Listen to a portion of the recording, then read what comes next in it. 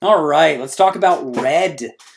So we're going to talk about Bifron's Crimson Evil. It is a demon signy. That's worth mentioning. It's level 1, power 2000. It's got an auto ability. Once a turn, whenever the signy on your field is put into the trash by a cost or effect, you can draw a card and discard a card, so it lets you loot for something better. It's got a life burst. Target one of your signies on your opponent's field with power 8000 or less. You can pay red. If you do, vanish it. I'm going to put this one down as pretty unplayable. I don't think you're going to really want this card. The effect is nice. The fact that demons sometimes sacrifice each other is pretty good. Red, ironically, is not one of the best demon colors. And then the fact that you've got to pay for something for its life burst to be good is not really where you want to be at with red. Red is an aggro deck and doesn't really want to pay for its life burst costs. So just overall, it's not a super great effect. I'd say unplayable. Moving straight along, we've got Rubelite. Natural crystal. It's red. It's a natural tone jewel. Nature tone jewel. That's gonna matter a bit in the future, but not right now. It's a level 1 signy with power 2000. It's got an ability of auto once a turn. Whenever the signy becomes the target of an ability or an effect, a signy on your opponent's field, then you can vanish that opponent's signy. So this is actually very good. This is one of Red's few defensive options, and the fact that it can do it at level 1 means it can be defensive early on in the game. Realistically, what you're going to be doing with this is you're going to be putting this in an open lane so it can attack through and hit a life cloth, and then you're going to leave it there and tell your opponent that no matter what they do, they're going to be wasting a card in order to get rid of this. So if they want to open up a lane, then that means they're going to be having to burn through their hand quicker, right? They're going to be discarding a card in spell in order to make it go away, or they're going to be getting rid of it by targeting it with a Lancelot or something. It also does this in black, for example. It's tough to get rid of in black's negative effects. Really, what's going to happen is most people are going to play around it with using Elrigs to it, but it's going to be sort of a lightning rod in that respect, so it's going to be tougher to get rid of the things they might need to get rid of with the Elrigs. It's going to waste off their for example, Akino abilities before it's going. Then you can stick down a big fat wall and it will stick. So it's going to do a job there. It's not going to be as impressive as you read it on first blush, but I will say it's optimal. It's playable right now. So go ahead and start using these, especially if you need to tech against your fellow Piranhas, and Lord knows there's a lot of them. We've got Code Ride Truck Mixer. It's a mixing truck. Level 1, 3000 power. Its card text is you can tap it, put the signy underneath one of your other red signy. It then gains constant. The red signy over this card gets plus 2000 power. Its life burst is that you can target one of your opponent's signy with power 12,000 or less, and you may spend red colorless. If you do, you can vanish it. Now, I said earlier that you don't necessarily want to spend enter in red, and it's still true. You don't necessarily want to spend enter in red, but getting rid of something like 12,000 power or less is not something red is normally capable of doing, so it gets a little bit of a pass on this one. However, its ability is so not strong that it is probably unplayable. Giving something an augmentation of power doesn't necessarily mean that it's going to be good defensively or offensively. You've got no real way of controlling it. 2,000 power is not a big power boost. You really need 5,000 in order to start hitting things enough to make it tougher to remove, more ability to wall it, or the ability to vanish things that you normally can't vanish. 2,000 doesn't quite do it. It also has to hit a red signy, so that's another constraint on it. It's just, I don't think, going to see play at all.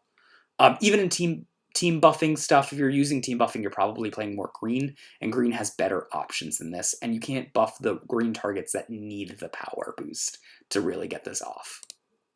Let's talk about Iris, Crimson Angel, and as the name suggests, it's an angel, level 2, power 5,000. Whenever the signy attacks, if there are 3 or more types of angel signies on your field, then you can target one signy on your opponent's field with power 8,000 or less. If you may discard an angel signy. If you do, you can vanish it.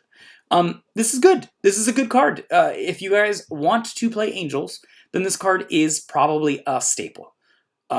If you are not playing angels, this card is unplayable. But If you had an angel package, I still wouldn't play this card. It needs a lot of other angels on your field, right? And even though it's 8,000 or less, which is a big number, by the way, 8,000 or less is what you want to see more than 5,000 or less.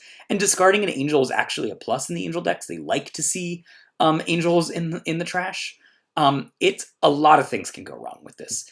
The opponent's Elrig can come in and before the Signy attacks get either down this and then, okay, it's not going to work anymore. Or it's going to get rid of one of your angels and then it doesn't matter again. It's again, you are just out of luck. It's not going to do its effect. There's so many ways that you can stop this effect. It becomes much, much, much less good. If it was something like it attacks and you only need one other angel, it could be better. Realistically, it's still not dethroning things like Lancelot.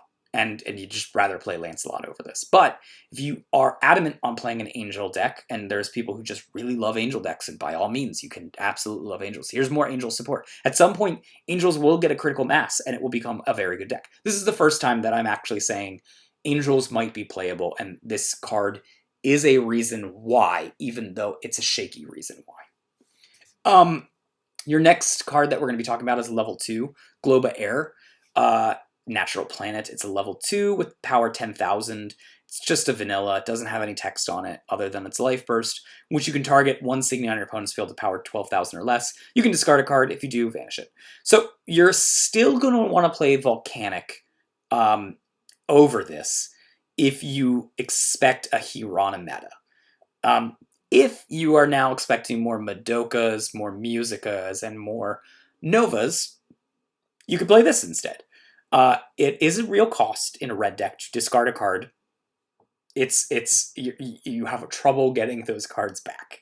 I would play this, if I was going to play this in my no limit decks, which I think you totally could, I would play probably both Rays that get to draw you a card, so you're not hurting so much for the discard. That being said, it costs nothing in terms of enter in order to vanish something 12,000 or less, and that is a plus in a red deck. So I think if you're thinking of putting in a Volcanic, you might consider putting in Globa Air instead. They're both, in my opinion, equally as strong. They have different roles. So which one you decide to go with is up to you. And there's no telling whether this meta is going to be a slower meta with the likes of Nova, Musica, and Madoka, or if it's still going to be a blazing fast meta with the likes of Karjaki and No Limit. It could be 50-50. It really depends.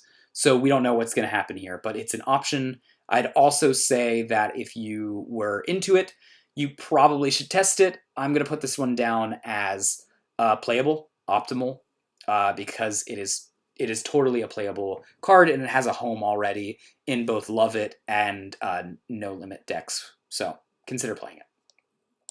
Okay, Proboscis Monkey.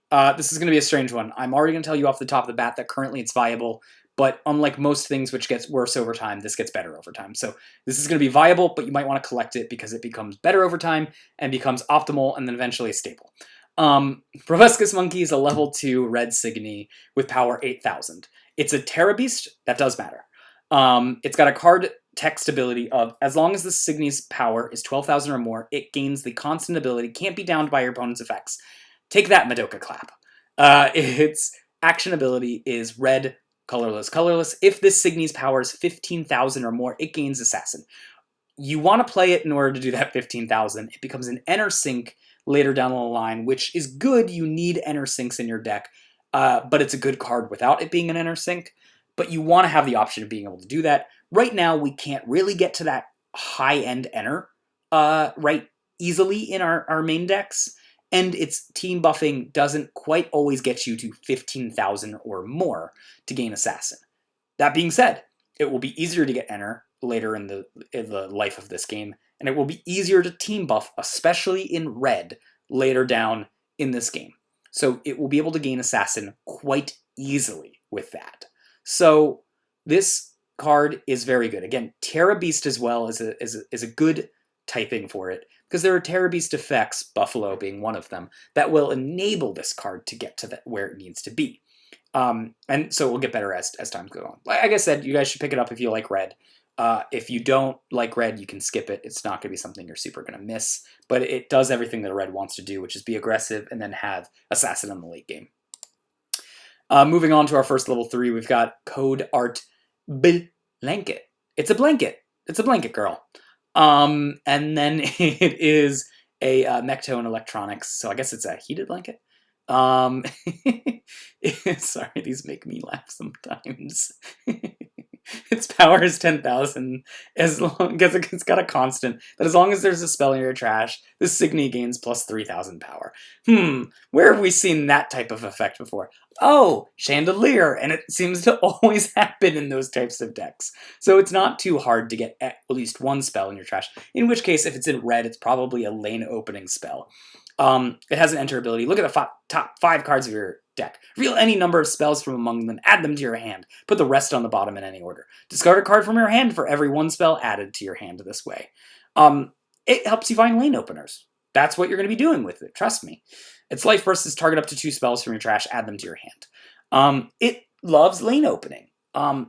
So I don't know if you're that desperate for lane opening in red, that you're like, I need to play a level 3 that gains me lane openers and can life burst to get me more lane openers from my trash to my hand. If you are, theoretically, Chandelier is still a better card. Just because you are now aggressively attacking, but you're also burning your opponent's resources, so they can't efficiently fight you back. However, I guess this could be a late game win condition for you by getting you more lane openers, so you can just end the game with it. In that respect, I'm going to give it a viable rating. I don't think it's quite good. I think you've got a lot of other choices at your level 3 red, but it's something you theoretically could use. A Love It deck might be interested in something like this. I think it might be a little outclassed by other level 3 red Signies. Let's talk about Mandrill Phantom Beast, because we didn't have enough monkeys. This is a level 3, 10,000 power Terra Beast. It's got an action ability, red, colorless, down it. If this Signy is 12,000 power or more, you can target a Signy on your opponent's field and just vanish it, right? That is rare in red, because red doesn't normally just straight up vanish any power of Signy. So this is also going to get a viable rating. You need Team Pump in order for this to be effective. There's many different ways that you can do that in red. And it will be a basically level 2 spell, or cost 2 spell to vanish anything. You're gonna sacrifice it afterwards in order to play something that can attack, probably through that lane that you just now opened. So it's a bit of a card disadvantage, but if your late game spells aren't getting you there, you theoretically could run 1 or 2 Mandrills here to finish up what you need to do. There's another spell that probably does it better, Eternal Influence, so it's probably not going to see play, but it's worth mentioning that it could. You have cases for it. So we have Zeus, Crimson Angel Queen. It's a level 3 Rise Angel. You got to rise it on top of one of your other angels, and then you get a bunch of options when it attacks. When the Signy attacks, if there's a white angel underneath it, until the end of your opponent's next turn, the Signy gets plus 3,000 power and gains Shadow Signy. If it's a blue angel, then you get to draw 2 cards. If it's a green angel, you get to enter charge 2.